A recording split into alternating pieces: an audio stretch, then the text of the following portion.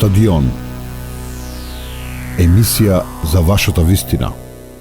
Пред изборите обележано со коалициите кои бришат етничката поделба СДСМ, ДУИ, БЕСА, ДПА, ВМРО, Алијанса, Алтернатива. Како ова ќе влие на резултатите?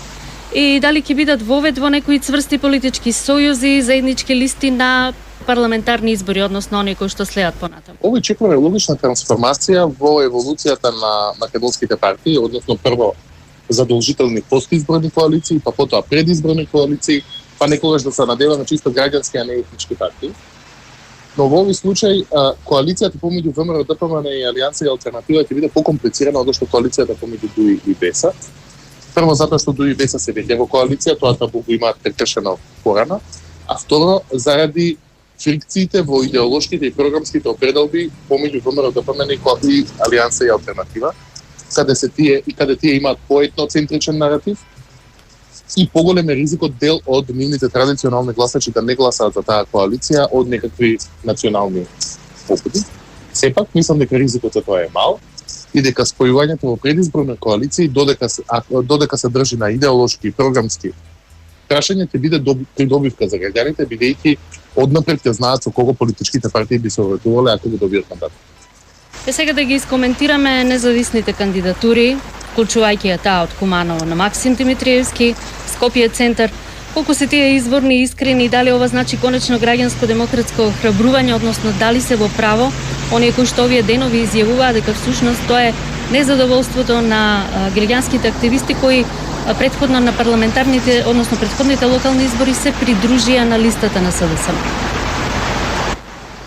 Тоа ќе го видиме кои ќе се пребраат резултатите на изборите. За сега точно е дека се појавуваат независни кандидати и трети листи. Тоа е заради тоа се случува секаде во регионот, во Словенија со Миро Церен, во Хрватска со МОСТ. И така натаму тој притисок од релативно стагнантната закочена сцена со двете големи партии. Тоа ги тера граѓаните, односно и политичките активисти да бараат трети опции да изнедрат некаква алтернативна понуда. Тоа ќе функционира релативно пристано таму каде изборниот модел е пропорционален. Во овој случај во локалните избори тоа е за избори на советници. Таму може да се надеваат на некаков пробив, но тешко е дека граѓанските иницијативи или независните кандидати ќе имаат можност да се пробијат во вториот круг, односно дека ќе направат некаков резултат таму каде што моделот на избор е мнозински.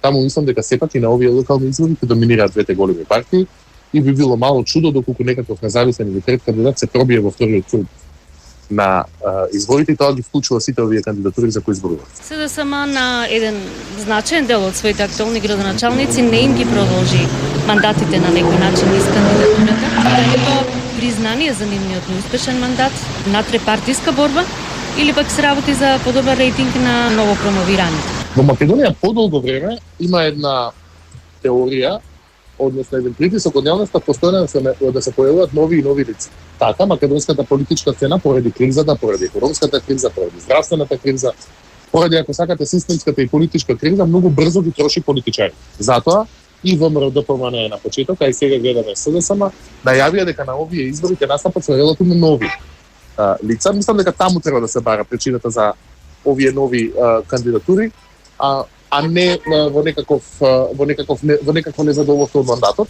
Се разбира, рейтинзите кои партиите се повеќе и повеќе ги користат во изборот на кандидати, влијаат на изборот на тоа кој ќе кандидираат во секоја општина оддолу.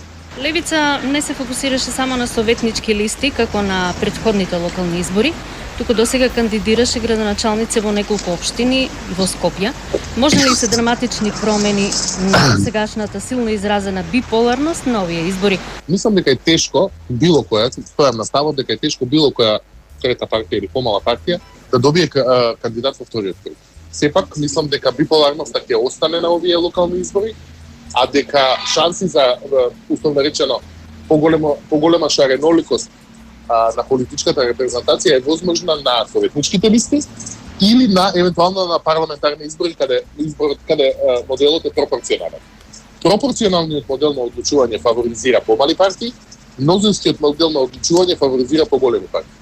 Така, сепак двете најголеми партии, барем кај македонскиот блок СДСМ и ВМРО ДПМН, се фаворити во изборот на градоначалници. Ваш коментар околу тоа дека изборниот законник не доживеа никакви промени, ниту изборниот модел, отворени листи, ниту пак се работеше на препораките на ОПСЕ од ИКР, туку нови се само фингерпринтовите. Неспорно е дека на Македонија се потребни отворени листи за подиректна врска на избраните функционери, без оглед дали се советници во локалните општини или партијници во Македонското собрание, за подиректна врска со нивните избирачи. И избирачите да може да влијаат на тоа кој сакаат да влезе во собранието или на советничка листа, кој не сакаат. Истовремено математички моделот покажува дека за Македонија е потребно да се агрегира во една изборна листа, бидејќи така најмал број од гласачите ќе останат без свое представување во најмал број од гласови ќе пропаднат. И тоа е демократска придобивка за целото општество. Но уште поважно од тоа е таквите измени во изборниот закон, без оглед дали се работи за парламентарни или за локални избори, да се донесат со консензус на сите политички партии. И ако за тоа е потребно да се, условно речено, да се утне еден изборен циклус, тоа не е страшно. Затоа што е многу важно сите партии да се согласат со моделот, за ниту една партија утре да не зборува дека моделот е донесен вон нејзина волја и заради тоа да ги проблематизира резултатите на изборите евентуално. Така што во оваа ситуација подобро да се заврши таа реформа која е неопходна се согласува да се заврши условно речено со алал од сите партии, одошто во зорг пред изборите. Да, и за крај ќе успеат ли партиите и кандидатите да мобилизираат поголема излезност од она што вообичаено математички прецизно знаат како изгледа гласачката нивна машинерија? И каква кампања може да се очекува? Позитивна, како што вели Мицковски, или ќе биде крајно валкано, како што навикнавме и до сега многу пати на изборните циклуси да гледаме? Мислам дека сепак не треба да се очекува преголема излезност на овие локални избори.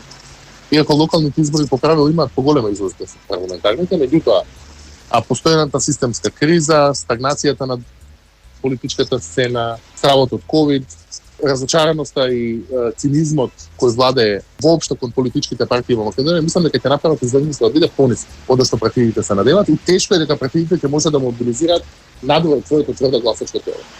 Што се однесува до кампањата, како и секогаш, јас очекувам микс од две кампањи, партиите ќе зборуваат и за своите проекти, но сигурен сум дека нема да изостане нападот кон противникот, така што ако некој се надева дека на овие избори ќе гледа мирна кампања без напади, мислам дека тоа нема да се случи.